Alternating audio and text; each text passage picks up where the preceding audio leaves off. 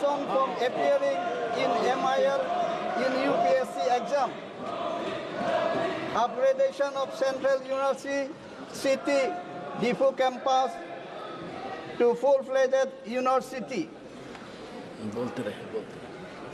MOU, MOS1, MOS2 are written commitment of Government of India, and this must be fulfilled without any delay. Here the unimplemented clauses should be highlighted emphatically for immediate solution. The issue of 125th Constitutional Amendment Bill 2019 should also be taken care of. Memorandum Settlement 2, as the bill in the present form has not covered certain important vital clauses of MOS2. A special provision in the 6th schedule exclusively for Karbi Anglong Autonomous Council and the Mahasab Autonomous Council and other original 6th schedule council in respect to responsibility of governor should be provided in the provision of 125th Constitutional Amendment Bill, so that he is exclusively advised by the Autonomous Council in matter under the jurisdiction of 6th schedule. I am sure this long-standing demand of my people will also be delivered by this great government under the Prime Minister Narendra Modi ji, and we will be delighted to hear its announcement sooner than later by our great President, the Honorable Madam Draupadi Murmu herself during her next address to the Parliament. As tribal people, we have been hugely inspired by the election of the tribal lady to the highest office of the country, which has been made possible only because our Prime Minister leadership has deep love for the nation, tribal people. We feel immensely proud whenever the Honorable Madam President addresses the nation, particularly the Parliament. So it is a matter of great distress for us when somebody disrespects her by calling her mid and hateful words like bichari. So such comments are crime against the tribal people in Parliament. So learn to respect, honor SC, ST, OBC. We are also the son of the soil. आप लोग देखिए, मोदी जी से आप लोग सीखिए. Here, upliftment for 5 crores people from tribal community with an allotment of 80,000 crores rupees for this initiative. आप लोग सीखिए. आप लोग ने नोटिस को क्या दिया है? Before 10 years, you have given us. क्या हम लोग को दिया है? आप लोग ने दिया है कि arrest, jail, encounter. आप लोग ने दिया है all Northeast area. All Northeast area you have declared a disturbed area, and you have imposed Armed Force Special Power Act, the power to shoot a person without the authority order. Say, आप लोग. Thank you, sir. Thank you, sir. I raise to support the motion of.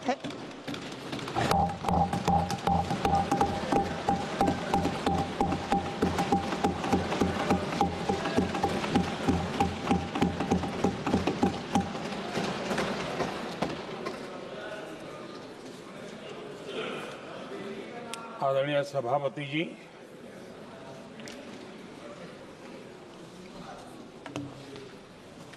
आदरणीय राष्ट्रपति जी के संबोधन पर आभार प्रकट करने के लिए मैं उपस्थित हुआ हूं। कल और आज, कल तो रात देर तक सभी माननीय सांसदों ने अपने विचारों से इस आभार प्रस्ताव को समृद्ध किया। कई माननीय अनुभवी सांसदों ने भी अपने विचार प्रकट किए और स्वाभाविक है कि लोकतंत्र की परंपरा भी है। जहां आवश्यकता था वहां प्रशंसा हुई, जहां परेशानी थी वहां कुछ नकारात्मक बातें भी हुई, लेकिन ये बहुत स्वाभाविक है। अध्यक्ष जी, मेरे लिए बहुत बड़ा सौभाग्य है कि देश की जनता ने मुझे 14वीं बार इस जगह पर बैठ करके राष्ट्रपति जी के उद्बोधन को आभार व्यक्त करने के लिए अवसर दिया है। और इसलिए मैं आज जनता जनार्दन का भी बड़े आदर के साथ आभार व्यक्त करना चाहता हूं। और सदन में चर्चा में जिन जिन लोगों ने हिस्सा लिया, चर्चा को समृद्ध किया, उन सब का भी मैं आभार व्यक्त करता हूं। आदरणीय सभापति जी, हम 2025 में हैं।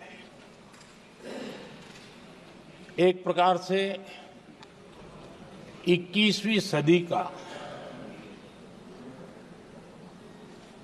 25% हिस्सा बीत चुका है।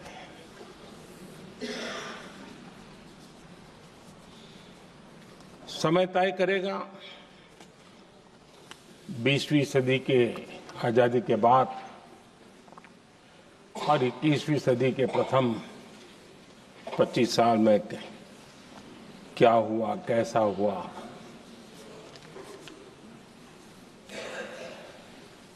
लेकिन इस राष्ट्रपति जी के संबोधन में अगर हम बारीकी इसको अध्ययन करेंगे तो ये साफ नजर आता है कि उन्होंने देश के सामने भविष्य के 25 वर्ष और विकसित भारत के लिए एक नया विश्वास जगाने वाली बात,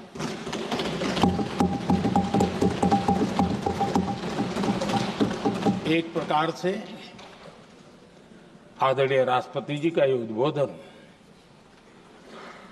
विकसित भारत के संकल्प को मजबूती देने वाला है, नया विश्वास पैदा करने वाला है और जन सामान्य को प्रेरित करने वाला है। आदरणीय सभापति जी, सारे अध्ययन बार बार ये कह चुके हैं कि गत 10 वर्ष में देश की जनता ने हमें सेवा करने का मौका दिया। 25 करोड़ देशवासी गरीबी को परास्त करके गरीबी से बाहर निकले।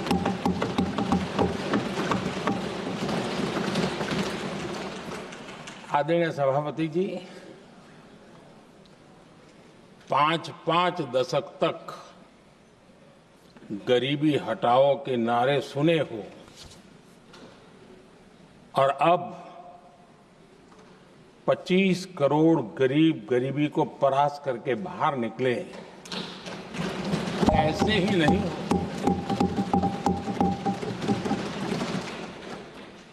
योजनाबद्ध तरीके से, समर्पित भाव से, अपनेपन की पूरी संवेदनशीलता के साथ जब गरीबों के लिए जीवन खपाते हैं ना, तब ये होता है। आदरणीय सभापति जी, जब जमीन से जुड़े लोग जमीन की सच्चाई को जानते हुए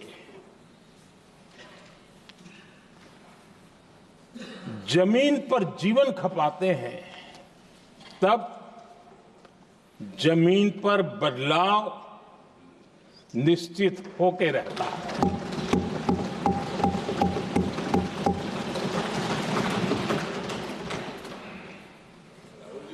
आदरणीय सभापति जी, हमने गरीब को झूठे नारे नहीं, हमने सच्चा विकास दिया।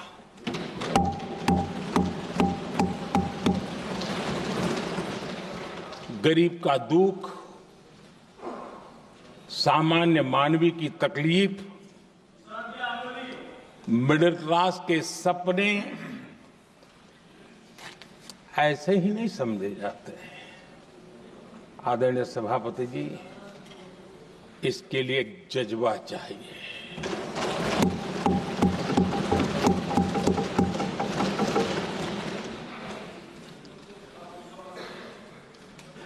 और मुझे दुख के साथ कहना है कि कुछ लोगों में ये है ही नहीं।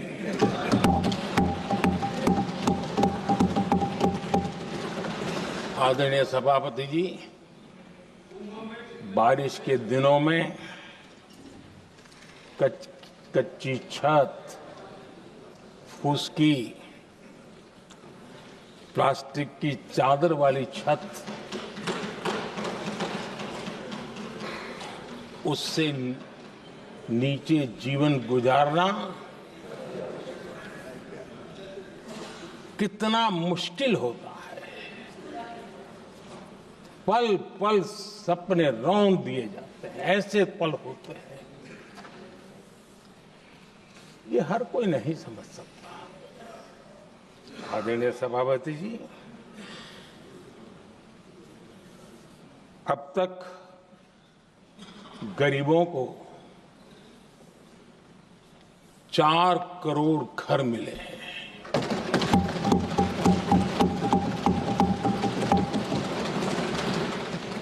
जिसने उस जिंदगी को जिया है ना, उसे समझ होती है कि पक्की छत वाला घर मिलने का मतलब क्या होगा। आदरणीय सभापति जी, एक महिला जब खुले में शौच जाने के लिए मजबूर हो जाती है, वो या तो सूर्योदय के पहले या सूर्यास्त के बाद, कठिनाइयों के झेलने के बाद इस छोटा सा अपना नित्य कर्म करने के लिए निकल सकती है। तब उसे क्या तकलीफ होती थी, ऐसे लोग समझ नहीं सकते। आदरणीय सभापति जी, हमने 12 करोड़ से ज्यादा शौचालय बनाकर बहनों बेटियों की मुश्किलें दूर की।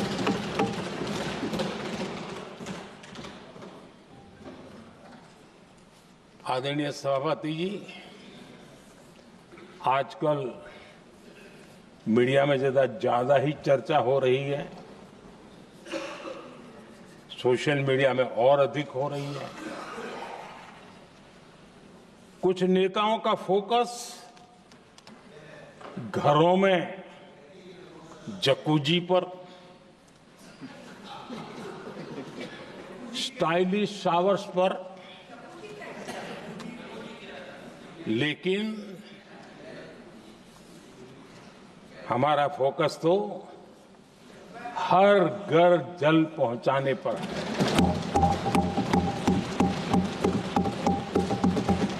आजादी के 75 साल के बाद देश में 75% करीब 16 करोड़ से भी ज्यादा घरों के पास जल का करने के लिए नल का कनेक्शन नहीं था। हमारी सरकार ने 5 साल में 12 करोड़ परिवारों को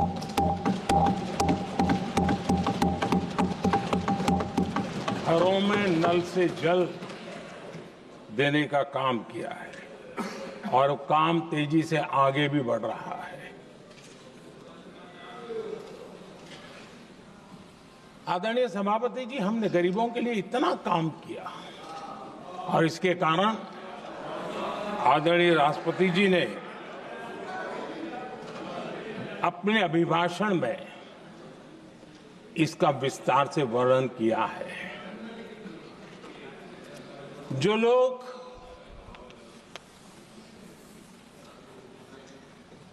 गरीबों की झोपड़ियों में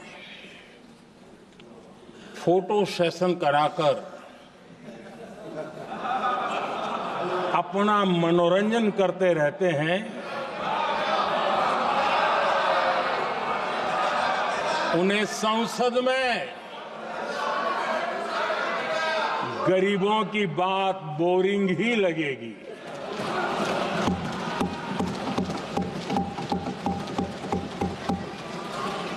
आदरणीय सभापति जी, मैं उनका गुस्सा समझ सकता हूं।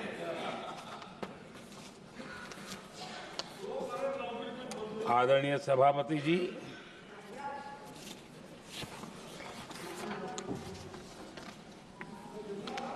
समस्या की पहचान करना एक बात है, लेकिन अगर जिम्मेवारी है तो समस्या की पहचान कर करके छूट नहीं सकते। उसके समाधान के लिए समर्पित भाव से प्रयास करना होता है। हमने देखा है और पिछले 10 साल के हमारे काम को देखा होगा और राष्ट्रपति जी के अभिभाषण में भी देखा होगा। हमारा प्रयास समस्या की समाधान का रहता है और हम समर्पित भाव से प्रयास करते हैं। आदरणीय सभापति जी, हमारे देश में एक प्रधानमंत्री हुआ करते थे।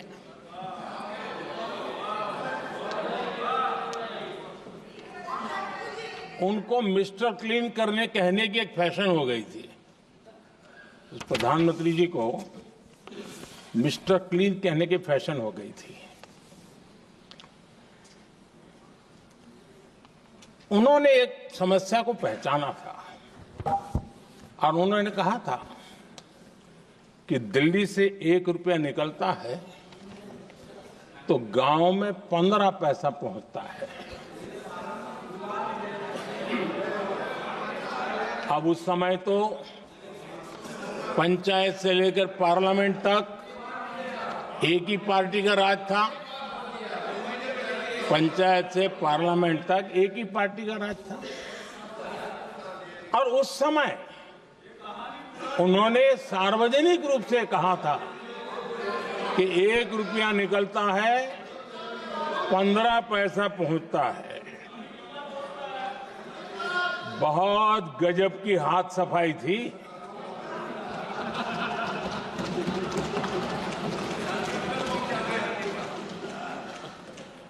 पंद्रह पैसा किसके पास जाता था, ये देश का सामान्य मानवी भी आसानी से समझ सकता है।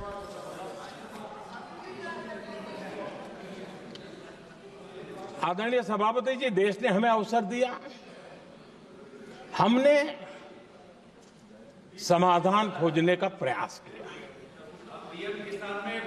हमारा मॉडल है बचत भी विकास भी। जनता का पैसा जनता के लिए। हमने जनधन, आधार, मोबाइल की जेम ट्रिनिटी बनाई और डीबीटी से डायरेक्ट बेनिफिट ट्रांसफर ये देना शुरू किया। आदरणीय सभापति जी, हमारे कार्यकाल में हमने 40 लाख करोड़ रुपया सीधा जनता जनार्दन के खाते में जमा किया। आदरणीय सभापति जी, इस देश का दुर्भाग्य देखिए, सरकारें कैसी चलाई गई, किसके लिए चलाई गई। माननीय सदस्य, मैं सबसे आपसे आग्रह कर रहा हूं, आप सदन की गरिमा बनाए रखें। बैठे बैठे कोई माननीय सदस्य टिप्पणी नहीं करे, उचित नहीं है, ये गलत तरीका है आपका। ये सदन की मर्यादा नहीं है आपकी।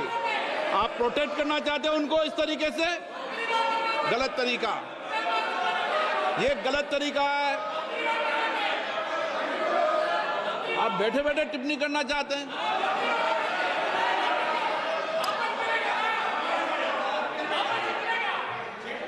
आदरणीय सभापति जी,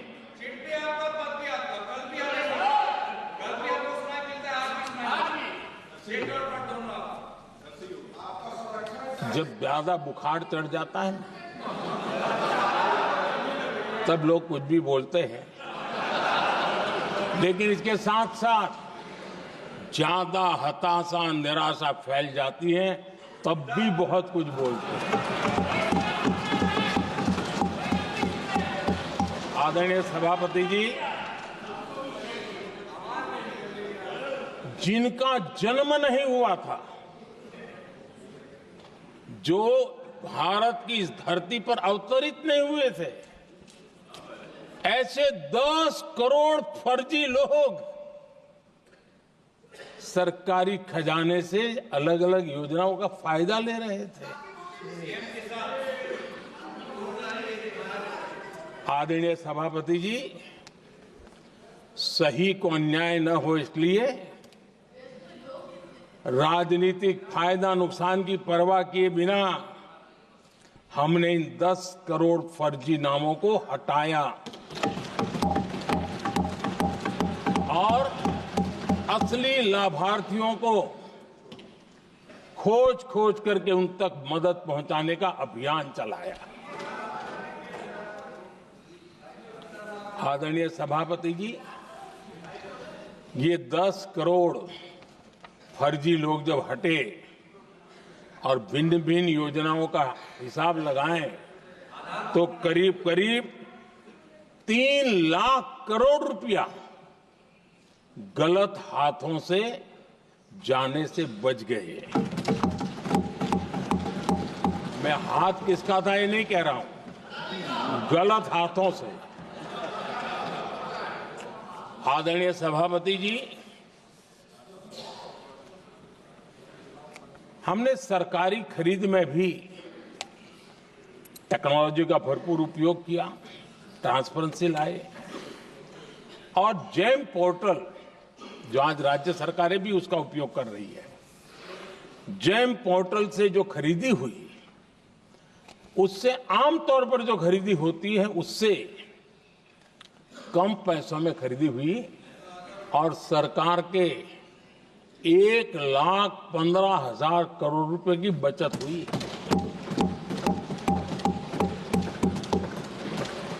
आदरणीय सभापति जी, हमारी स्वच्छता अभियान का बहुत मजाक उड़ाया गया, ऐसा जैसे हमने कोई पाप कर दिया, कोई गलती कर दी, न जाने क्या क्या कहा जाता था।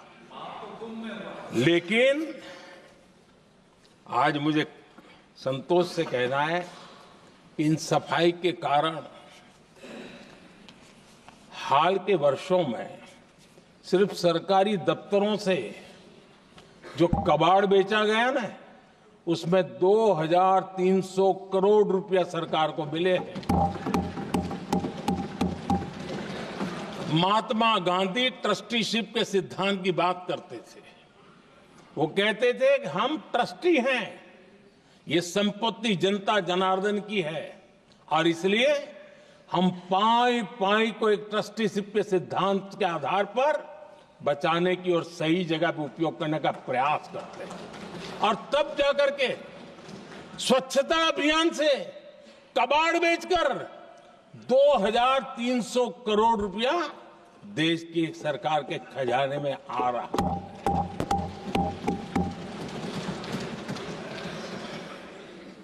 आदरणीय सभापति जी, हमने एक महत्वपूर्ण निर्णय लिया इथेनॉल ब्लेंडिंग का।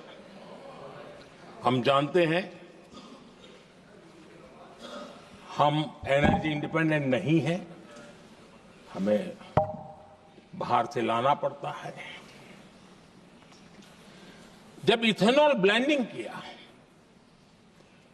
और हमारे पेट्रोल डीजल की आय कम हुई, उस एक निर्णय से 1 लाख करोड़ रुपए का फर्क पड़ा है।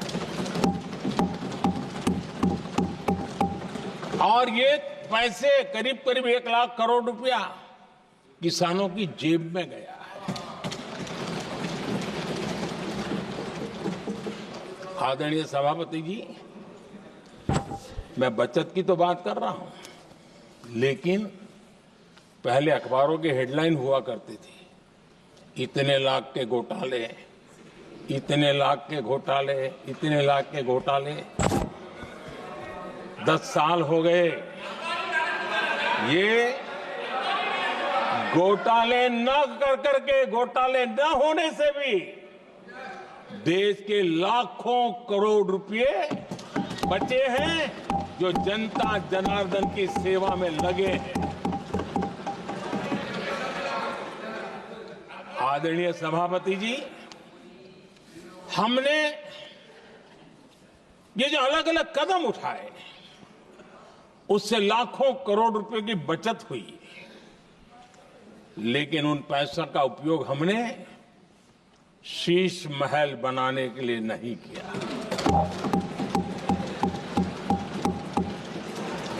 इसका उपयोग हमने देश बनाने के लिए किया है। इंफ्रास्ट्रक्चर का बजट 10 साल पहले 1,80,000 करोड़ था, हमारे आने से पहले। आदरणीय सभापति जी, आज 11 लाख करोड़ रुपया इंफ्रास्ट्रक्चर का बजट, और इसलिए राष्ट्रपति जी ने भारत की नींव कैसी मजबूत हो रही है, इसका वर्णन इसमें किया है। रोड हो, हाईवे हो, रेलवे हो, ग्राम सड़क हो, इन सभी कामों के लिए विकास की एक मजबूत नींव रखी गई है। आदरणीय सभापति जी,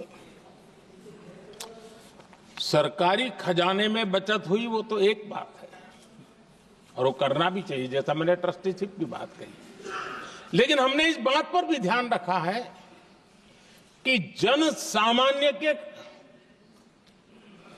उनको भी बचत का लाभ मिलना चाहिए। योजनाएं ऐसी हो ताकि जनता को भी बचत हो। और आपने देखा होगा, आयुष्मान भारत योजना बीमारी के कारण सामान्य मानवी को जो खर्च होता था, अब तक जिन लोगों ने इसका बेनिफिट लिया है, उसी के हिसाब से मैं कहता हूं कि करीब करीब देशवासियों का आयुष्मान योजना का बेनिफिट लेते के कारण जो खर्चा उनको अपने जेब से करना पड़ता, वैसे 1,20,000 करोड़ रुपया जनता जनार्दन के बचे हैं।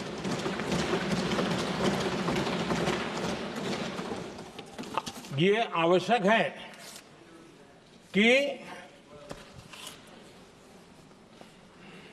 अब जैसे जन औषधि केंद्र, आज मध्यम वर्ग के परिवार में 60-70 साल उम्र के परिवार के स्वजन हो तो स्वाभाविक है कोई न कोई बीमारी आ ही जाती है, दवाई का खर्चा भी होता है, दवाएं महंगी भी होती है। हमने जब से जन औषधि केंद्र खोले हैं जिसमें 80% डिस्काउंट होता है, और उसके कारण जिन परिवारों ने इन जनऔषधि केंद्रों से दवाइयां ली हैं, उनके करीब करीब 30,000 करोड़ रुपए दवाई को खर्चा बचा।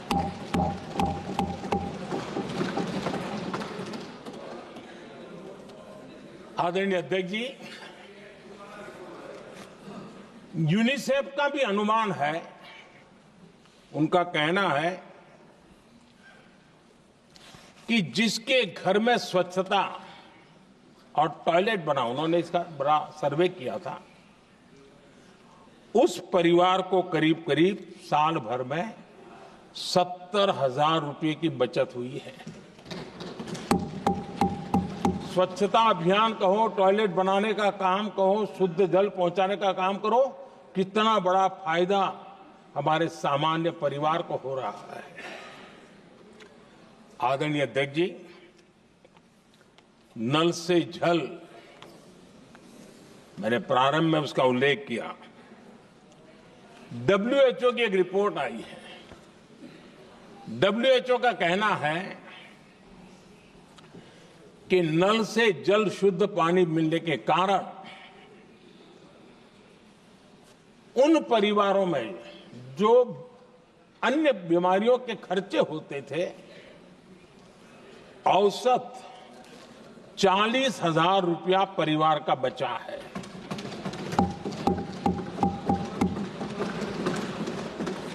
मैं ज्यादा गिन नहीं रहा हूं, लेकिन ऐसी अनेक योजना है जिन योजनाओं ने सामान्य मानवीय के खर्च में बचत की है। आदरणीय सभापति जी, करोड़ों देशवासियों को मुफ्त अनाज, उसके भी उस परिवार के हजारों रुपये बचते हैं। PM सूर्यघर मुफ्त बिजली योजना, जहां जहां ये योजना लागू हुई है, इन परिवारों को औसतन साल भर के 25 से 30,000 रुपये बिजली की बचत हो, पैसों में बचत हो रही है, खर्च में बचत हो रही है। और अगर ज्यादा बिजली है तो बेच करके कमाई कर रहा है वो अलग, यानी सामान्य मानवीय की बचत भी। हमने LED बल्ब का एक अभियान चलाया था। आपको मालूम है कि हमारे आने से पहले LED बल्ब 400 रुपये में बिकते थे। हमने इतना अभियान चलाया, उसकी कीमत 40 रुपये हो गई।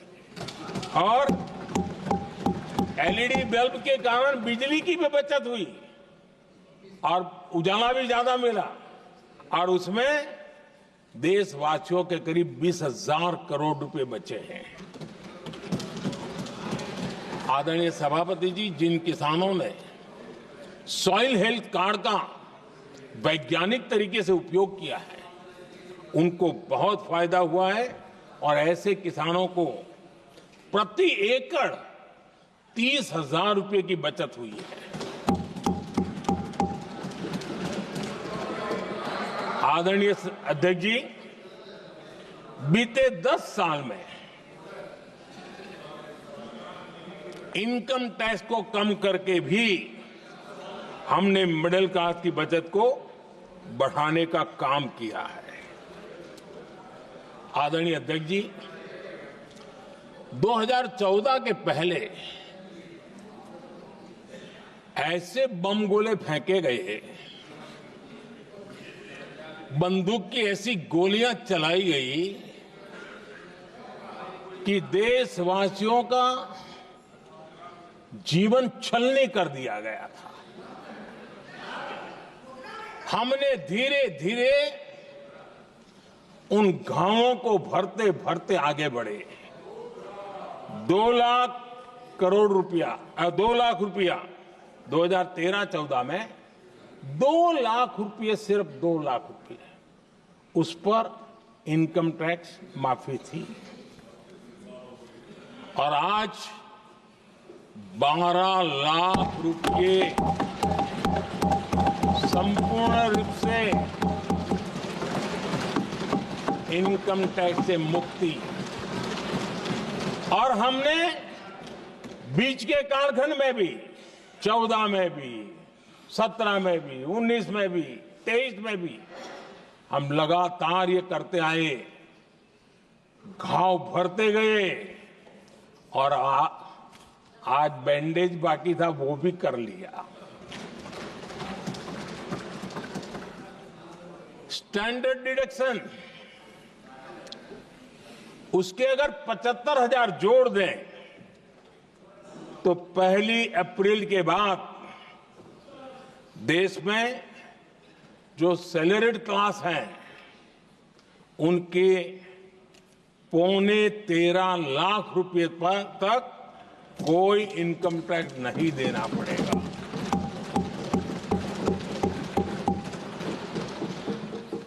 आदरणीय सभापति जी, आप जिस समय युवा मोर्चा में काम करते थे तब एक बात आप सुनते होंगे, पढ़ते भी होंगे। एक प्रधानमंत्री आए दिन 21वीं सदी बोला करते थे। एक प्रकार से रट गया था, तकिया कलाम जैसा हो गया था, तो बोलते थे 21वीं सदी। जब इतनी बार बोला जाता था तो उस समय टाइम्स ऑफ इंडिया में R.K. लक्ष्मण ने एक बड़ा शानदार कार्टून बनाया था। वो कार्टून बड़ा इंटरेस्टिंग था। उस कार्टून में एक हवाई जहाज है, एक पायलट है। अब उन्होंने पायलट क्यों पसंद किया वो तो मुझे मालूम नहीं। कुछ पैसेंजर बैठे थे और हवाई जहाज एक ठेले पे रखा हुआ था और मजदूर ठेले को धक्का मार रहे थे और 21वीं सदी लिखा हुआ था। वो कार्टून उस समय तो मजाक लग रहा था, लेकिन आगे चल करके वो सच सिद्ध हो गया। आदरणीय अध्यक्ष जी, ये कटाक्ष था जमीनी सच्चाई से। तब के प्रधानमंत्री कितने कटे उठे थे और हवाई बातों में लगे हुए थे, इसका वो जीता जागता प्रदर्शन करने वाला कार्टून है।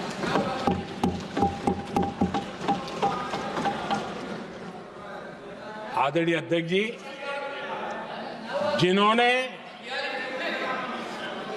तब 21वीं सदी की बातें की थी, वो 20वीं सदी की जरूरतों को भी पूरा कर नहीं पाए थे। आदरणीय अध्यक्ष जी, आज जब मैं देखता हूं, पिछले 10 साल से सारी बीतों को बारीकी से देखने का अवसर मिला है, तो मुझे बड़ा दर्द होता है। हम 40-50 साल लेट हैं, जो काम 40-50 साल पहले हो जाने चाहिए थे। और इसलिए ये साल जब 2014 से देश की जनता ने हमको सेवा का अवसर दिया, हमने ज्यादा से ज्यादा युवाओं पर फोकस किया। हमें युवाओं की आकांक्षाओं पर बल दिया। हमने युवाओं के लिए ज्यादा अवसर बनाए। हमने कई क्षेत्रों को खोल दिया और जिसके कारण हम देख रहे हैं देश के युवा अपने सामर्थ्य का परचम लहरा रहे हैं। देश में हमने स्पेस सेक्टर को खोल दिया, डिफेंस सेक्टर को खोला, सेमीकंडक्टर मिशन लेकर के आए, इनोवेशन को बढ़ावा देने के लिए अनेक नई योजनाओं को हमने आकार दिया। स्टार्टअप इंडिया इकोसिस्टम पूरा डेवलप किया और इस बजट में भी आदरणीय अध्यक्ष जी एक बहुत महत्वपूर्ण निर्णय हुआ है। 12 लाख की आय पर इनकम टैक्स की माफी ये समाचार इतना बड़ा बन गया कि बहुत सी महत्वपूर्ण चीजों पर अभी भी कुछ लोगों का ध्यान नहीं गया है। वो महत्वपूर्ण निर्णय हुआ है, हमने न्यूक्लियर एनर्जी सेक्टर को ओपन कर दिया और इसके दूरगामी सकारात्मक प्रभाव और परिणाम देश को देखने के लिए मिलने वाले हैं। आदरणीय अध्यक्ष जी, AI, 3D printing, robotics, virtual reality की चर्चा हम तो गेमिंग का भी महात्मा क्या होता है इसके लिए भी प्रयास करने वाले लोगों में से।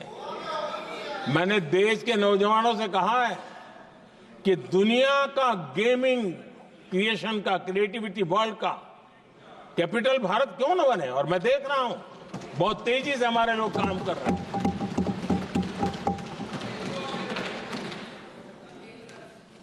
कुछ लोगों को अब जब एआई की बात होती है, कुछ लोगों को अब ये शब्द फैशन में है तो बोला जाता है, लेकिन मेरे लिए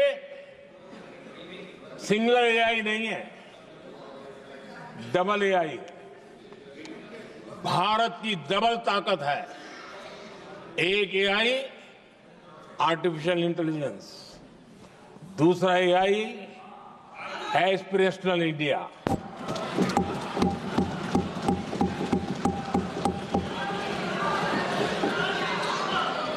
हमने स्कूलों में 10,000 टिंकरिंग लैब्स शुरू किए और आज उन टिंकरिंग लैब से निकले बच्चे रोबोटिक्स बना करके लोगों को चकित कर रहे हैं। और इस बजट में 50,000 नए टिंकरिंग लैब्स उसका प्रावधान किया गया। भारत वो देश है जिसके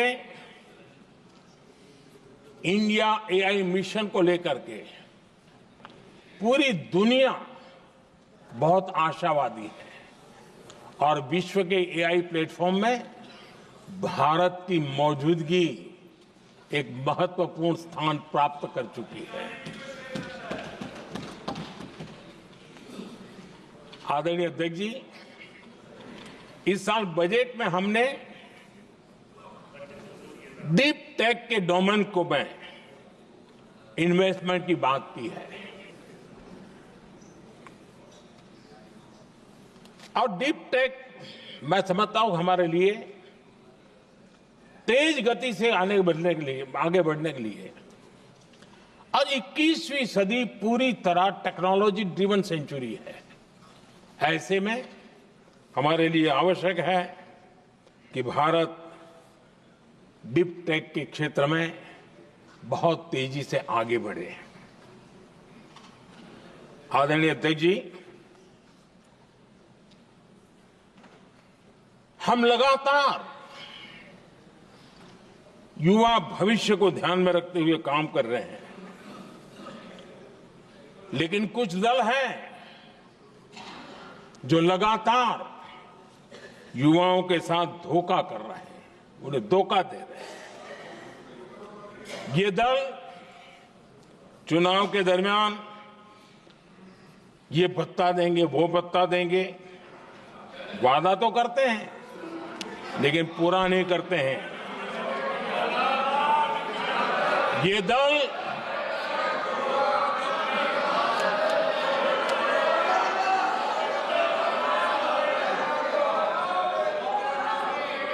प्लीज माननीय सदस्य गरिमा प्रतिष्ठा बनाए रखें। भारत की संसद में आप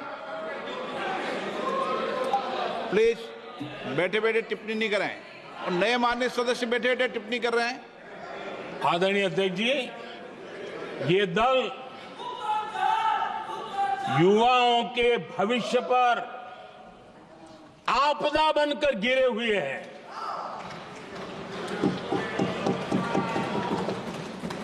आदरणीय अध्यक्ष जी, हम कैसे काम करते हैं ये हरियाणा में अभी अभी देश ने देखा है, बिना खर्ची बिना पर्ची नौकरी देने का वादा किया था। सरकार बनते ही नौकरी मिल गई नौजवानों को। हम जो कहते हैं उसी का परिणाम है। आदरणीय अध्यक्ष जी, हरियाणा में तीसरी बार भव्य विजय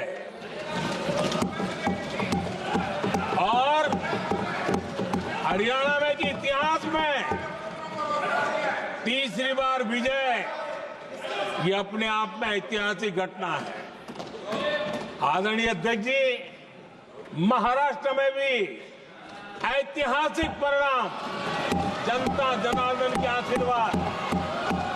महाराष्ट्र के इतिहास में सत्ता पक्ष के पास इतनी सीटें पहली बार, ये जनता जनार्दन के आशीर्वाद से हम करके आए हैं।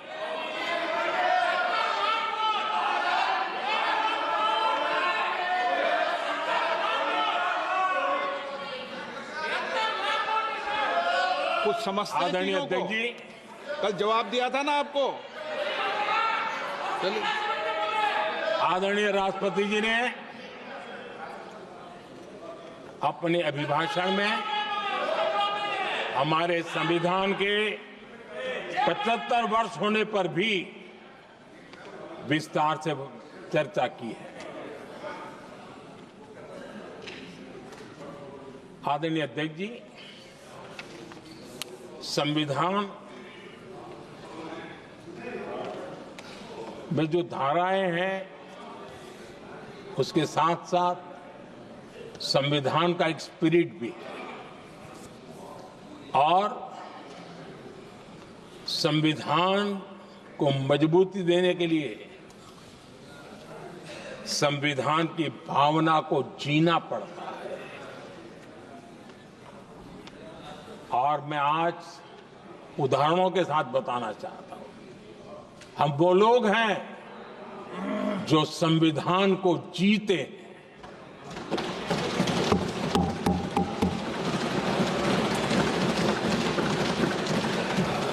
आदरणीय अध्यक्ष महोदय, हमारे यहां ये बात सही है, परंपरा है कि राष्ट्रपति जी जब उद्बोधन करते हैं तो उस सरकार के उस साल के कार्यकाल का ब्यौरा देते हैं।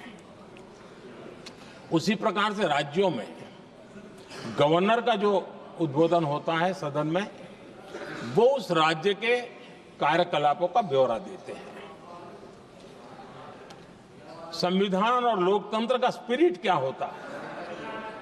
जब गुजरात के 50 वर्ष हुए, गोल्डन जुबली ईयर मना रहे थे और सद्भाग्य से मुझे उस समय मुख्यमंत्री के रूप में सेवारत था मैं, तो हमने एक महत्वपूर्ण निर्णय किया। हमने किया इस गोल्डन जुबली ईयर में पिछले 50 वर्ष में सदन में जितने भी गवर्नर के भाषण हुए, मतलब उस समय की सरकारों का ही वाहवाही उसमें होती है, हमने कहा कि उन 50 साल में जितने भी गवर्नर के भाषण हुए हैं सबको ही एक पुस्तक के रूप में तैयार किया जाए, ग्रंथ बनाया जाए और आज सभी लाइब्रेरीज में वो ग्रंथ अवेलेबल है। मैं तो बीजेपी वाला था, गुजरात में तो ज्यादातर कांग्रेस की सरकारें रही थी, उन सरकारों के गवर्नर के भाषण थे, लेकिन उसको भी प्रसिद्ध कराने का काम भाजपा से बना एक मुख्यमंत्री कर रहा था। क्यों? हम संविधान को जीना जानते हैं, हम संविधान को समर्पित है, हम संविधान के स्पिरिट को समझते हैं। आदरणीय अध्यक्ष जी, आप जानते हैं 2014 में जब हम आए तब मान्य विपक्ष नहीं था, रिकॉग्नाइज्ड अपोजिशन पार्टी नहीं थी, उतने अंक भी लेकर के कोई नहीं आए थे। भारत के अनेक कानून ऐसे थे कि हमें पूरी स्वतंत्रता थी उस कानून के हिसाब से काम करने की। अनेक कमेटियां ऐसी थी जिसमें लिखा था लीडर्स ऑफ अपोजिशन उसमें आएंगे, लेकिन अपोजिशन था ही नहीं, रिकॉग्नाइज अपोजिशन नहीं था। ये हमारा संविधान जीने का स्वभाव था, ये हमारा संविधान का स्पिरिट था, ये हमारी लोकतंत्र की मर्यादाओं का पालन करने का इरादा था। हमने तय किया कि भले मान्य विपक्ष नहीं होगा, रिकॉग्नाइज अपोजिशन नहीं होगा, लेकिन जो सबसे बड़े दल का सब नेता है उसको मीटिंगों में बुलाएंगे। ये लोकतंत्र का स्पिरिट होता है, तब होता है।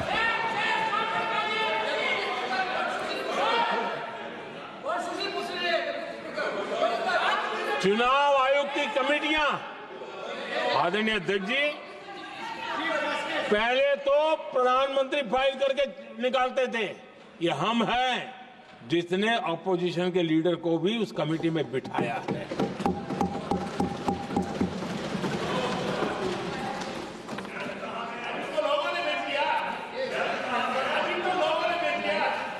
और हमने इसके लिए कानून भी बनाया और आज विधिवत रूप से इलेक्शन कमीशन बनेगा तो अपोजिशन लीडर भी उसके निर्णय की प्रक्रिया में हिस्सा होंगे। ये काम हम करते हैं और ये मैंने पहले ही कहा, हम इसलिए करते हैं कि हम संविधान को जीते हैं। आदरणीय अध्यक्ष जी, दिल्ली में आपको कई स्थान ऐसे मिलेंगे जहां कुछ परिवारों ने अपने म्यूजियम बना करके रखे हुए हैं।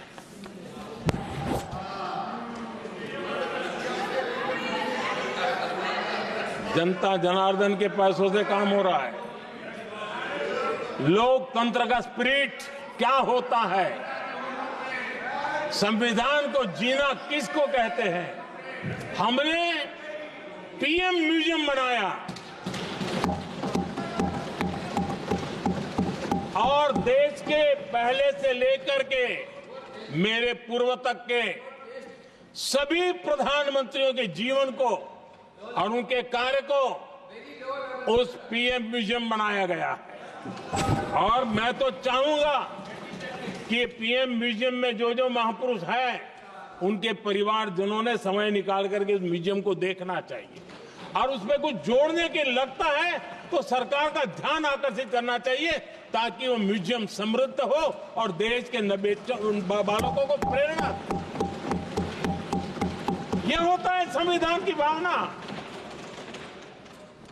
अपने लिए तो सब करते हैं, खुद के लिए जीने वालों की जमात बहुत छोटी नहीं है।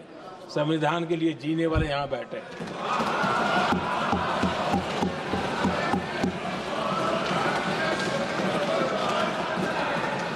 आदरणीय अध्यक्ष जी, जब सत्ता सेवा बन जाए तो राष्ट्र निर्माण होता है।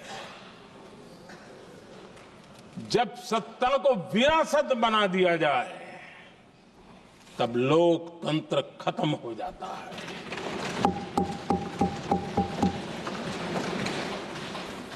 आदरणीय अध्यक्ष जी, हम संविधान की भावना को लेकर के चलते हैं। हम जहर की राजनीति नहीं करते हैं।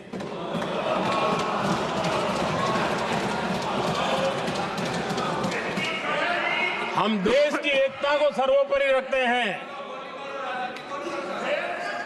और इसलिए सरदार वल्लभ भाई पटेल का दुनिया का सबसे ऊंचा स्टैच्यू बनाते हैं और स्टैच्यू ऑफ यूनिटी देश को जोड़ने का जिस महापुरुष ने काम किया उसका हम स्मरण करते हैं। और वो भाजपा के नहीं थे, वो जनसंघ के नहीं थे। हम संविधान को जीते हैं, इसलिए इस सोच से आगे बढ़ते हैं।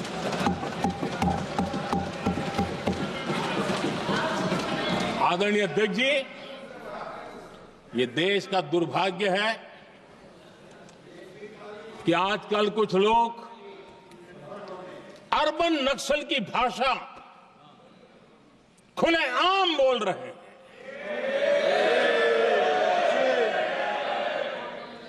और अर्बन नक्सल जिन बातों को बोलते हैं,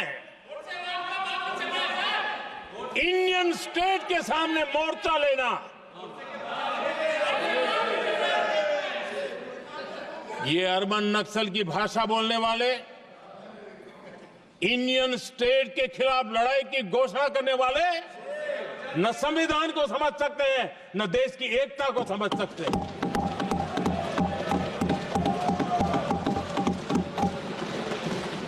आदरणीय अध्यक्ष जी, 7 दशक तक जम्मू एंड कश्मीर और लद्दाख उसे संविधान के अधिकारों से वंचित रखा गया।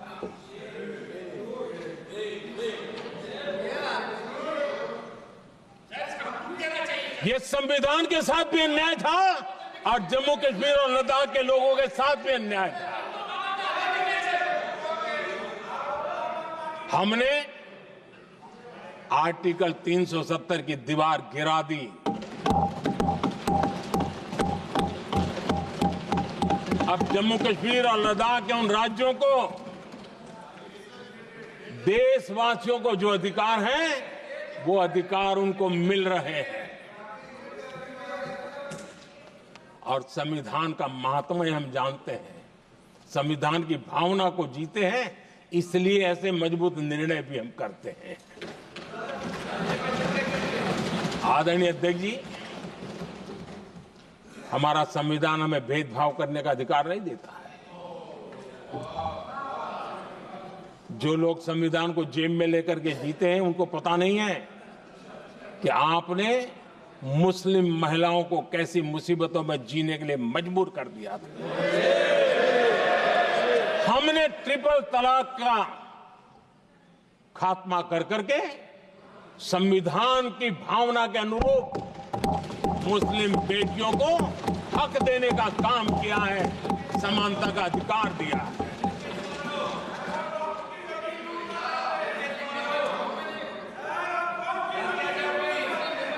जब भी देश में एनडीए की सरकार रही है, हमने एक लंबे विजन के साथ काम किया है। पता नहीं देश को बांटने के लिए किस किस प्रकार की भाषाओं का प्रयोग किया जा रहा है। हताशा, निराशा पता नहीं उनको कहां तक ले जाएगी, लेकिन हमारी सोच कैसी है, एनडीए के साथी मिलकर के किस दिशा में सोचते हैं। हमारे लिए जो पीछे है, जो आखिरी है, और महात्मा गांधी जी ने जो कहा था, उसकी तरफ हमारा ध्यान ज्यादा है। और उसी का परिणाम है कि अगर हम मंत्रालयों की रचना करते हैं, तो भी मंत्रालय कौन सा बनाते हैं? पूर्वोत्तर के लिए अलग मंत्रालय बनाते हैं।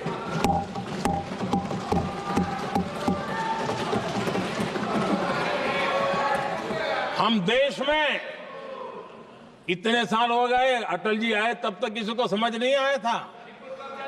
भाषण तो देते रहते हैं। आदिवासियों के लिए अलग मंत्रालय एनडीए ने बनाया। आदरणीय अध्यक्ष जी, हमारे दक्षिण के राज्य समुद्री तट से जुड़े हैं। हमारे पूर्व के कई राज्य समुद्री तट से जुड़े हैं। वहां के समाज में फिशरीज का काम और फिशरमैन की संख्या बहुत बड़ी तादाद में है। उनका भी ख्याल रखना चाहिए। और जमीन के भीतर के छोटे पानी के जो इलाके रहते हैं, वहां भी फिशरमैन के रूप में काम करने वाले समाज के आखिरी तबके के लोग हैं। ये हमारी सरकार है जिन्हें फिशरीज के लिए अलग मंत्रालय बनाया।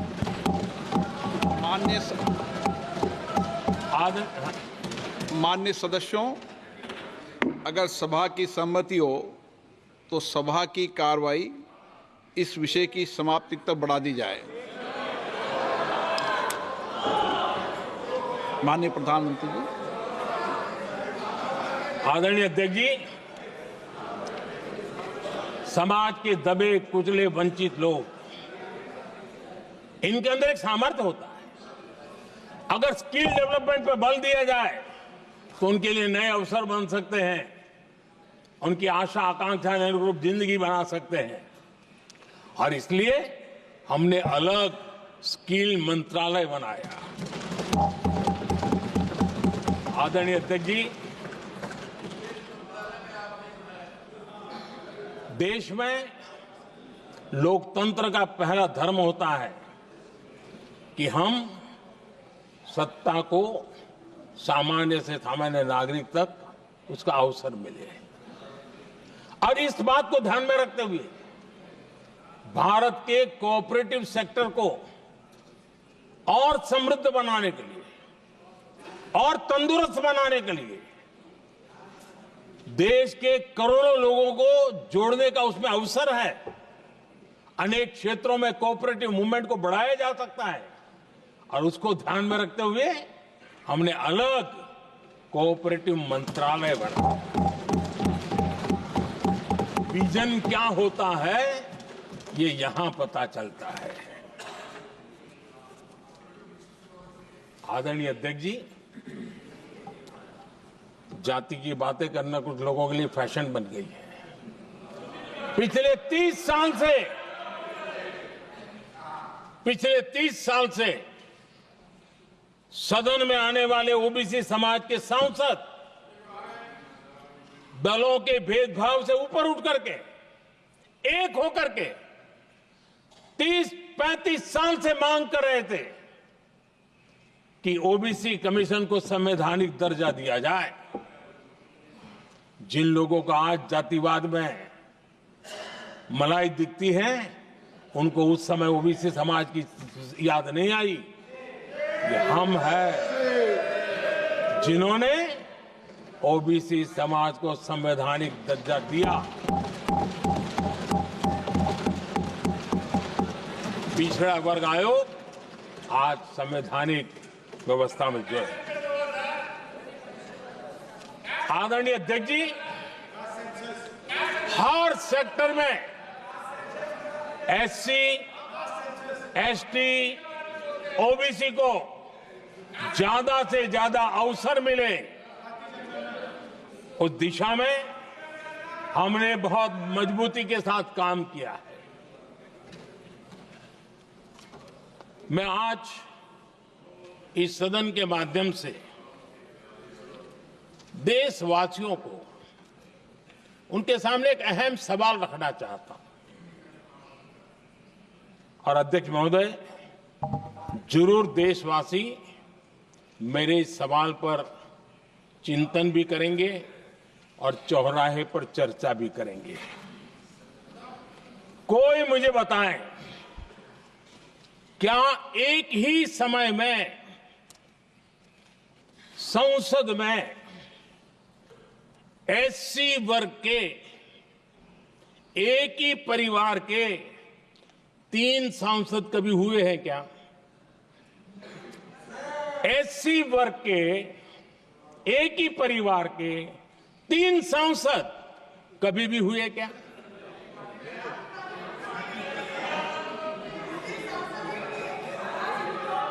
मैं दूसरा सवाल पूछता हूं,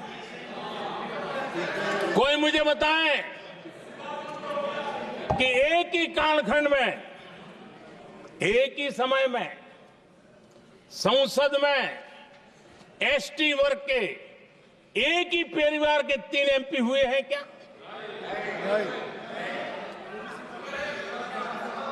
आदरणीय अध्यक्ष जी, कुछ लोगों की वाणी और व्यवहार में कितना फर्क होता है, मेरे एक सवाल के जवाब में मिलता।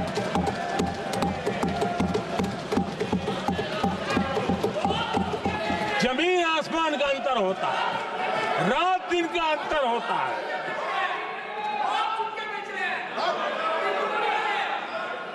आदरणीय अध्यक्ष जी, हम एससी एसटी समाज को कैसे सशक्त कर रहे हैं? आदरणीय अध्यक्ष जी, समाज में तनाव पैदा किए बिना एकता की भावना को बरकरार रखते हुए समाज के वंचितों का कल्याण कैसे किया जाता है, इसका मैं एक उदाहरण देता हूं। 2014 में 2014 से पहले हमारे देश में मेडिकल कॉलेजों की संख्या 387 थी। 2014 के पहले मेडिकल कॉलेज की संख्या 387 थी। आज 780 मेडिकल कॉलेज हैं।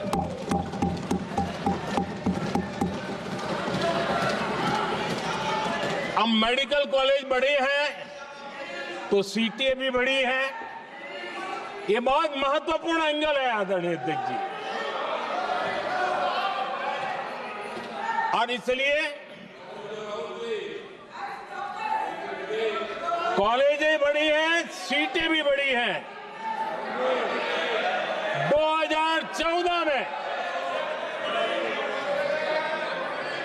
2014 में हमारे देश में एससी छात्रों की 2014 से पहले हमारे देश में एससी छात्रों की एमबीबीएस की सीट 7,700 थी।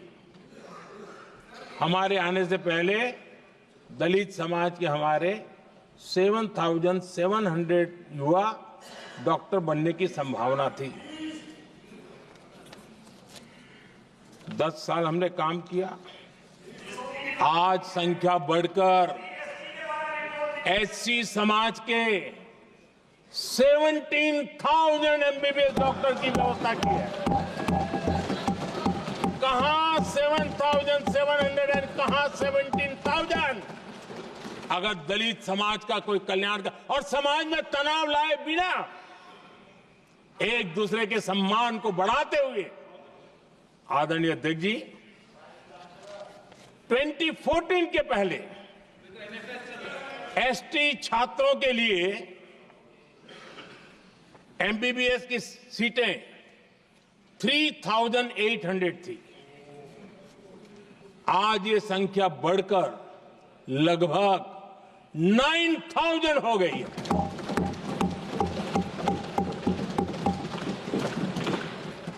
ट्वेंटी 14 के पहले ओबीसी के छात्रों के लिए एमबीबीएस में 14,000 से भी कम, 14,000 से भी कम सीटें थी। आज इनकी संख्या लगभग 32,000 हो गई है। ओबीसी समाज के 32,000 एमबीबीएस डॉक्टर बनेंगे। आदरणीय अध्यक्ष महोदय, पिछले 10 साल में हर सप्ताह एक नई यूनिवर्सिटी बनी है। हर दिन एक नई आईटीआई बनी है। हर 2 दिन में एक नया कॉलेज खुला है। सोचिए, एससी, एसटी, ओबीसी हमारे युवा युवतियों के लिए कितनी वृद्धि हुई है, इसका आप अंदाज लगा सकते हैं। आदरणीय अध्यक्ष जी, हम हर योजना के पीछे लगे हैं 100% सिचुएशन, 100% उसको लागू करें। उसके जो भी लाभार्थी हैं वो उसमें छूट न जाए, उस दिशा में हम काम कर रहे हैं। पहले,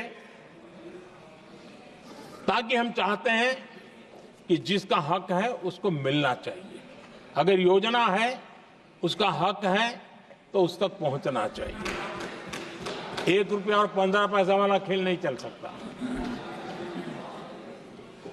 लेकिन कुछ लोगों ने क्या किया, मॉडल ही ऐसा बनाया कि कुछ ही लोगों को दो, औरों को तड़पाओ और तुष्टीकरण की राजनीति करो।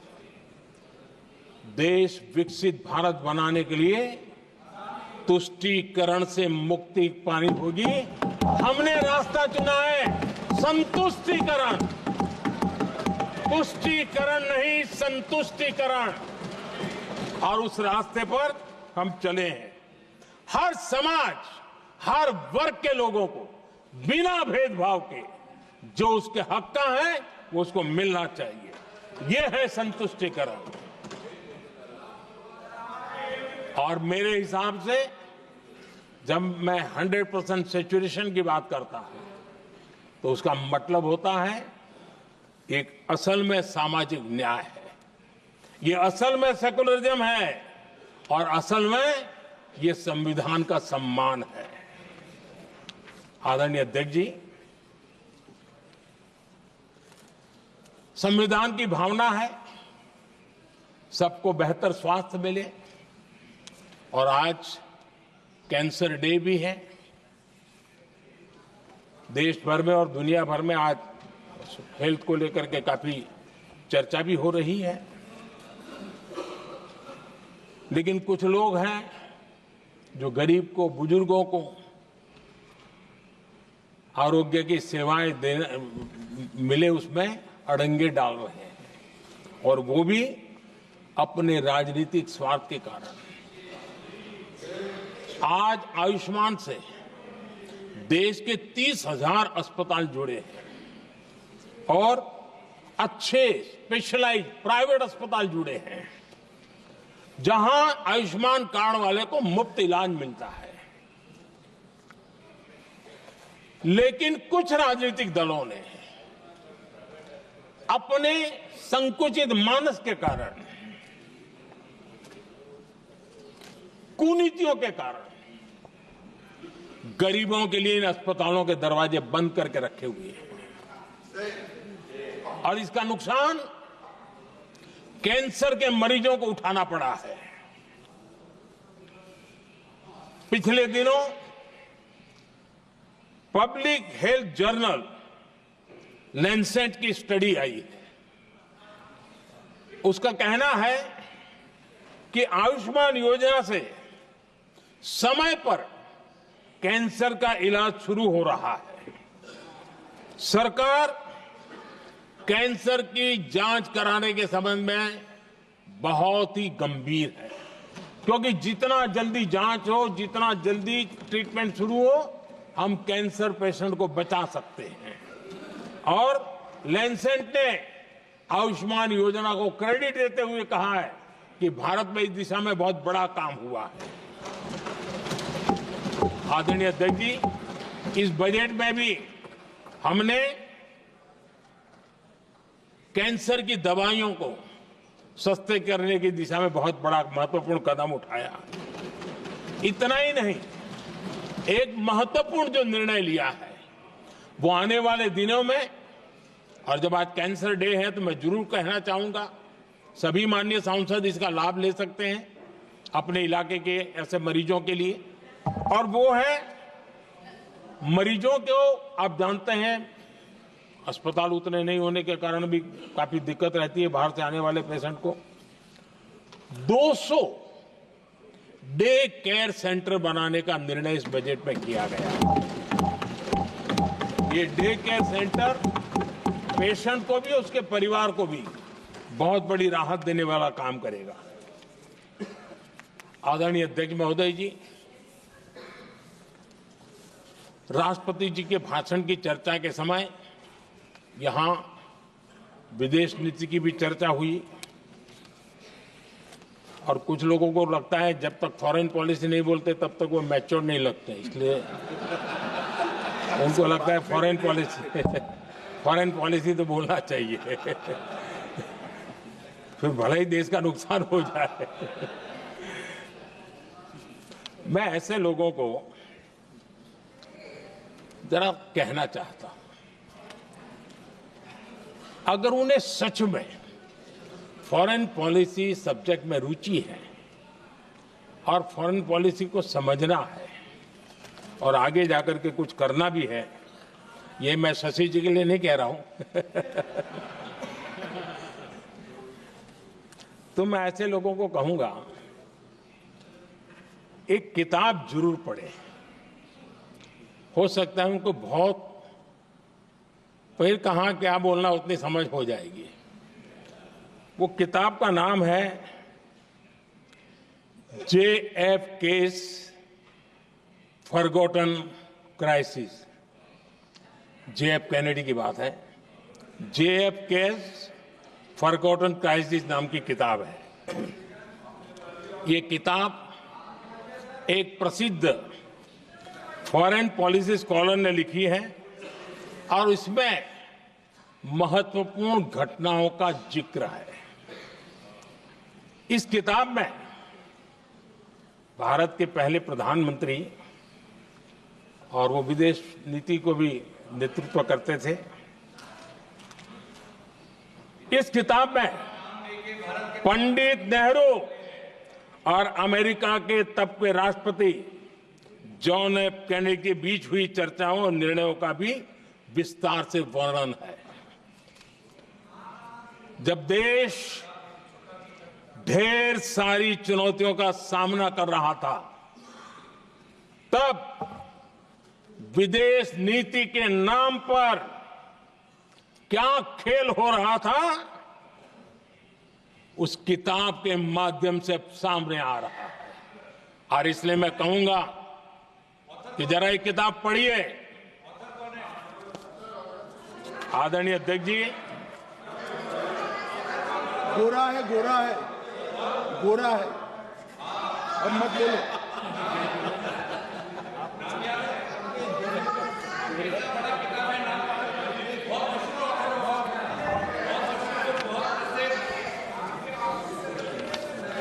आदरणीय अध्यक्ष जी, राष्ट्रपति जी के अभिभाषण के बाद एक महिला राष्ट्रपति जी एक गरीब परिवार की बेटी, उनका सम्मान न कर सके, आपकी मर्जी, लेकिन क्या क्या कहकर उनको अपमानित किया जा रहा है।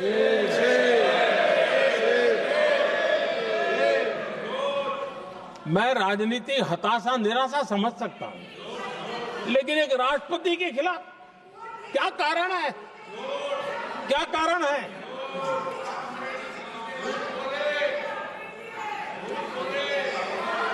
आदरणीय अध्यक्ष जी, आज भारत इस प्रकार की विकृत मानसिकता को छोड़ करके, उस सोच को छोड़ करके, विमेन लेड डेवलपमेंट के मंत्र को लेकर के आगे बढ़ रहा है। अगर आधी आबादी उसको अगर पूरा अवसर मिले तो भारत 2 गुनी रफ्तार से आगे बढ़ सकता है, और ये मेरा विश्वास है। 25 साल से इस क्षेत्र में काम करने के बाद मेरा विश्वास और दृढ़ हुआ है। आदरणीय अध्यक्ष जी, पिछले 10 साल में सेल्फ हेल्प ग्रुप्स अब तक 10 करोड़ नई महिलाएं एसएचजी में जुड़ी है, और ये महिलाएं वंचित परिवारों से, ग्रामीण बैकग्राउंड से, समाज के अंतिम पायदान पर बैठी इन महिलाओं का सामर्थ्य बढ़ा, उनका सामाजिक स्तर भी ऊपर उठा, और सरकार ने इनकी मदद 20 लाख रुपए तक बढ़ा दी है, ताकि वो इस काम को आगे बढ़ा सके। उनकी कार्यक्षमता बढ़े, उसका स्केल बढ़े, उस दिशा में हम प्रयास कर रहे हैं, और उसका आज ग्रामीण अर्थव्यवस्था पर बहुत ही सकारात्मक प्रभाव हो रहा है।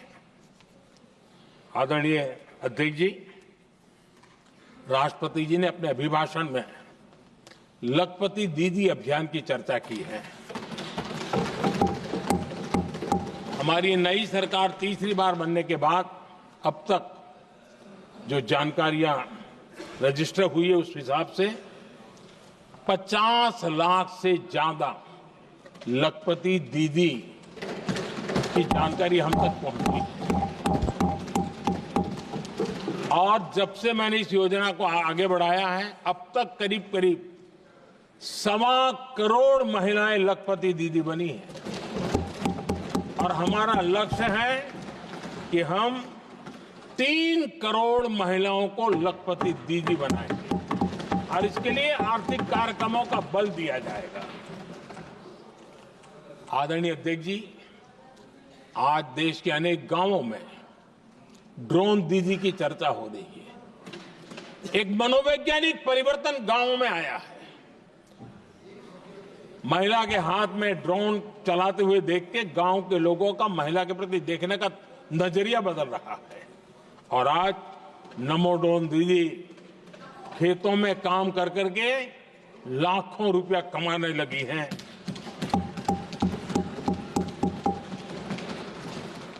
मुद्रा योजना भी नारी शक्ति के लिए उसके सशक्तिकरण की बहुत बड़ी भूमिका अदा कर रहा है।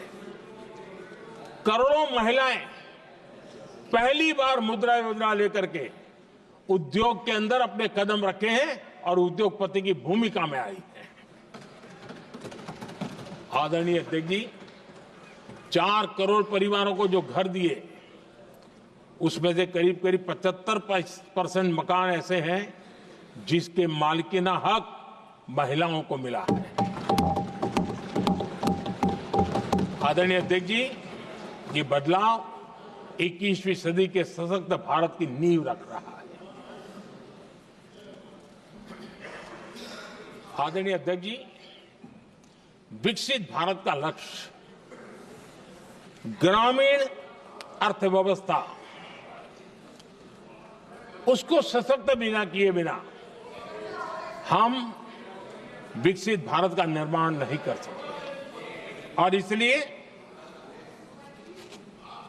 रूरल इकोनॉमी के हर क्षेत्र को हमने स्पर्श करने का प्रयास किया है। और हम जानते हैं रूरल इकोनॉमी में खेती किसानी का बहुत महत्व रहता है। विकसित भारत के 4 स्तंभों में हमारा किसान एक मजबूत स्तंभ है। बीते दशक में खेती के बजट में 10 गुना वृद्धि की गई है। 10 टाइम 2014 के बाद की बात मैं बताता हूं और ये बहुत बड़ा जंप है। आदरणीय अध्यक्ष जी, आज जो लोग यहां किसान की बातें करते हैं, 2014 से पहले यूरिया मांगने पर लाठी पड़ती थी, रात रात कतारों में खड़ा रहना पड़ता था।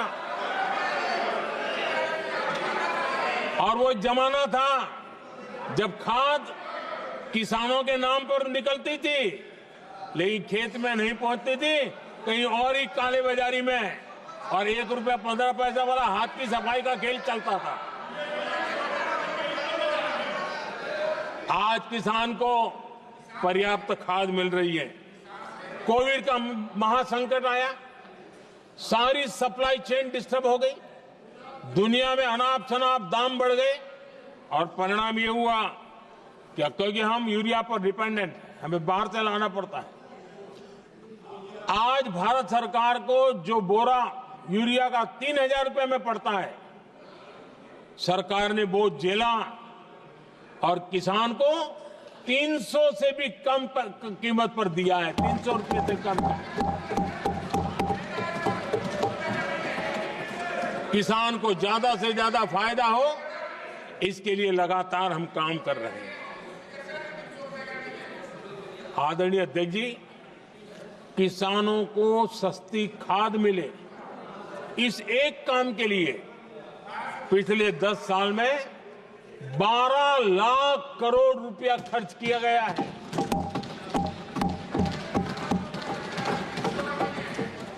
पीएम किसान सम्मान निधि उसे करीब 3.5 लाख करोड़ रुपए डायरेक्ट किसान के खाते में पहुंचे हैं। हमने रिकॉर्ड एमएसपी भी बढ़ाया और पहले की तुलना में बीते दशक में 3 गुना अधिक हमने खरीदी की है।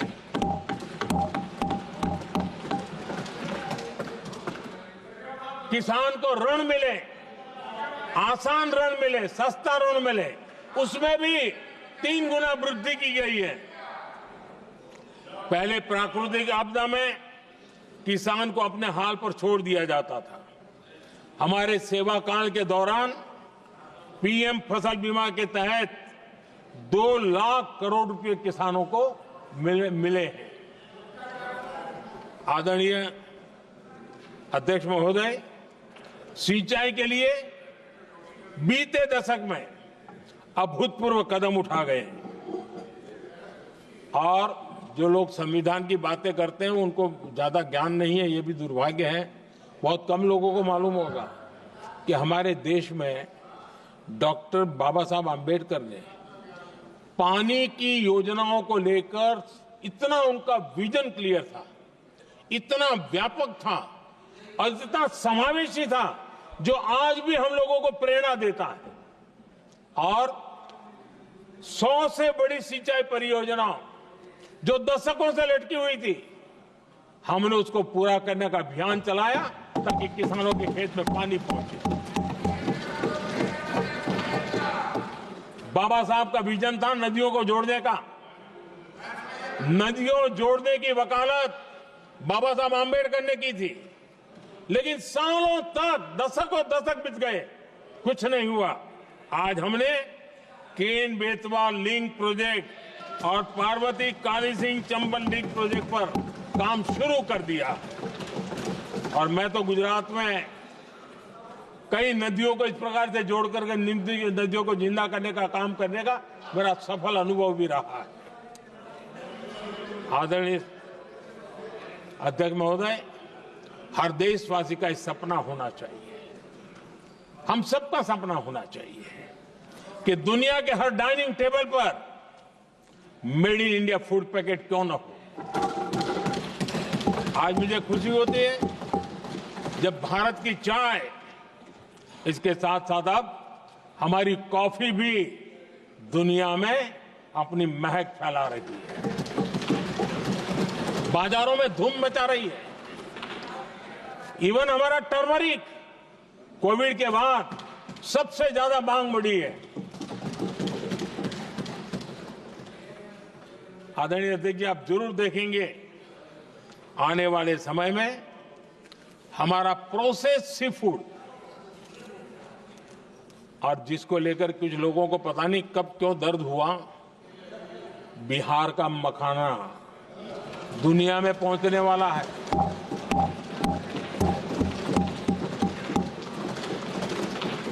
हमारा मोटा अनाज यानी श्री अन्न, ये भी दुनिया के बाजारों में भारत की शान बढ़ाएगा।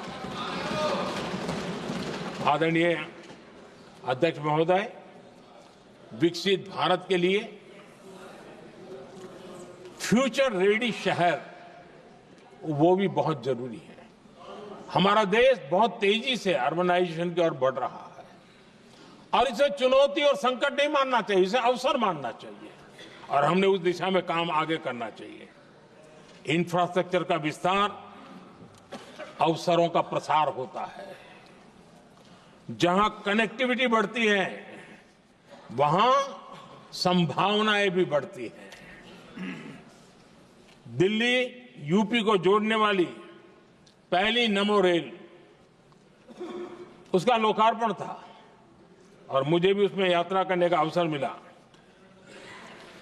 ऐसी कनेक्टिविटी, ऐसा इंफ्रास्ट्रक्चर भारत के सभी प्रमुख शहरों को पहुंचे, ये हमारी आने वाले दिनों की जरूरत है और हमारी दिशा है। आदरणीय अध्यक्ष जी, 10 साल में दिल्ली का नेटवर्क डबल हुआ और आज टियर 2, टियर 3 सिटी में भी मेट्रो नेटवर्क पहुंच रहा है। आज हम सभी गर्व कर सकते हैं, आज भारत का मेट्रो नेटवर्क 1000 किलोमीटर पार कर गए।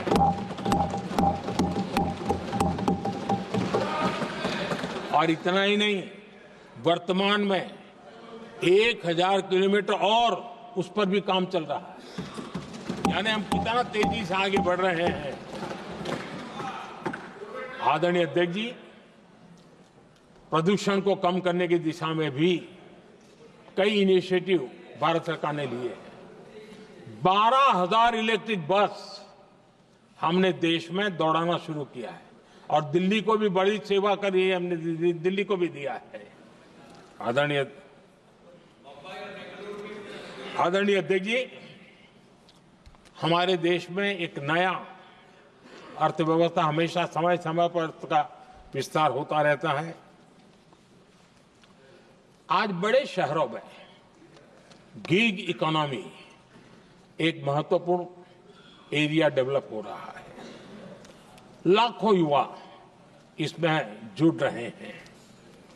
हमने इस बजट में कहा है कि ई श्रम पोर्टल पर ऐसे गिग वर्कर अपनी रजिस्ट्री करवाएं और वेरिफिकेशन के बाद उनको इस न्यू एज सर्विस इकोनॉमी है उसको हम किस प्रकार से सहायता कर सकें और उनको एक आईडी कार्ड मिले ई श्रम पोर्टल पे आने के बाद।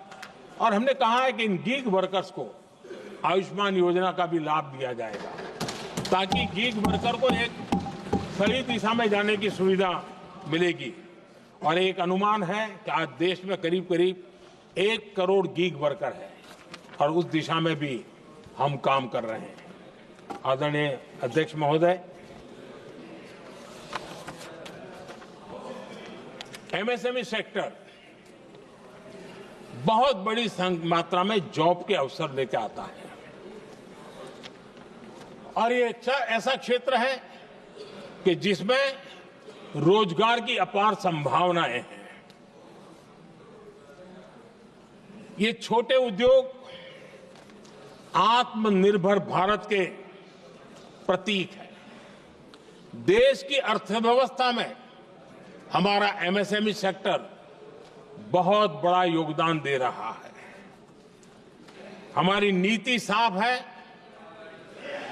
एमएसएमई को सरलता, सहूलियत और संबल, एक ऐसा क्षेत्र है जिसमें रोजगार की संभावना है।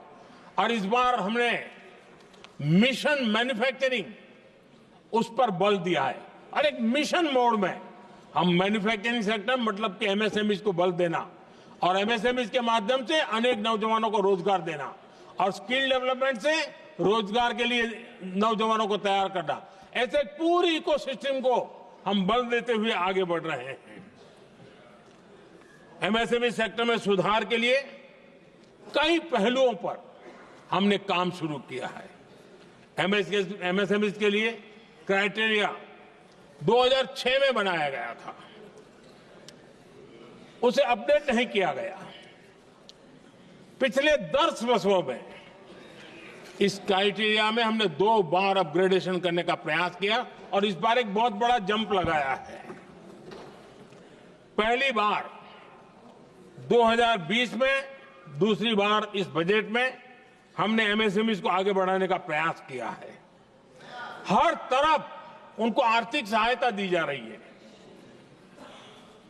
एमएसएमई के सामने चुनौती फॉर्मल फाइनेंशियल रिसोर्सेज की कमी की रही है। कोविड के संकट के काल में एमएसएमई को विशेष बल दिया गया। हमने खिलौना उद्योग उसको एक विशेष बल दिया। हमने कपड़ा उद्योग को विशेष बल दिया। उनको कैश फ्लो की कमी नहीं होने दी और बिना किसी गारंटी को लोन दिया। हजारों उद्योगों में लाखों नौकरियों की संभावनाएं बनी और नौकरियां सुरक्षित भी हुई। छोटे उद्योग, उनके लिए customize credit card, credit guarantee coverage, उस दिशा में हमने कदम उठाए जिसके कारण वो अपने ईज ऑफ डूइंग बिजनेस को भी बढ़ावा मिले और वो गैर जरूरी नियमों को कम करने का कारण उनका एडमिनिस्ट्रेटिव बोझ जो रहता था, एक आध व्यक्ति को उनको काम पर पैसा देना पड़ता था, वो भी बंद कर दिया गया। एमएसएमई को बढ़ावा देने के लिए जो हमने नई नीतियां बनाई है, आपको खुशी होगी, एक समय था 2014 के पहले खिलौने जैसी चीजें हम इंपोर्ट करते थे। आज मैं गर्व से कह सकता हूं कि मेरे देश के खिलौने बनाने वाले छोटे उद्योग आज दुनिया के अंदर खिलौने एक्सपोर्ट हो रहे हैं।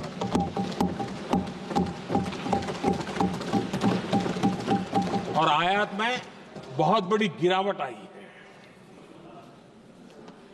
निर्यात में करीब 239% वृद्धि हुई है। एमएसएमई के जरिए संचालित ऐसे कई सेक्टर्स हैं जो दुनिया भर में अपनी पहचान बना रहे हैं। मेड इन इंडिया कपड़े, इलेक्ट्रॉनिक्स, इलेक्ट्रिकल गुड्स के सामान आज दूसरे देशों के जीवन का हिस्सा बन रहा है। आदरणीय अध्यक्ष जी, विकसित भारत के सपने को पूरा करने के लिए देश आगे बढ़ रहा है और बड़े आत्मविश्वास के साथ आगे बढ़ रहा है। विकसित भारत का सपना ये कोई सरकारी सपना नहीं होता है, वो 140 करोड़ देशवासियों का सपना है। और इस सपने को हम सब ने जितनी ऊर्जा दे सकते हैं देने का प्रयास करना है। और दुनिया में उदाहरण है, 20-25 साल के कालखंड में दुनिया के कई देश विकसित बनकर के दिखाया है। तो भारत के पास तो सामर्थ्य अपार है। हमारे पास डेमोग्राफी है, डेमोक्रेसी है, डिमांड है, हम क्यों नहीं कर सकते? इस विश्वास के साथ हमें आगे बढ़ना है। और हम भी 2047 जब देश आजाद होगा, तब आजादी के 100 साल होंगे जब, तब हम विकसित भारत बन के रहेंगे। ये सपने लेकर के चलना चाहिए। और आदरणीय अध्यक्ष जी, मैं विश्वास से कहता हूं हमें और बड़े लक्ष्य पार करने, और हम करके रहेंगे। और माननीय अध्यक्ष जी, ये तो अभी हमारी तीसरी ही टर्म है।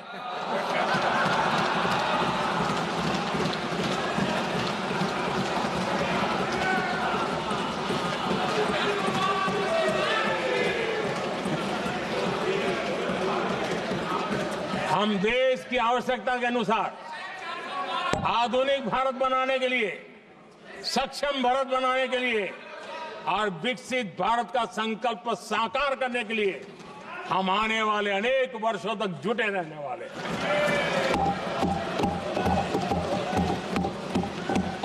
आदरणीय अध्यक्ष जी,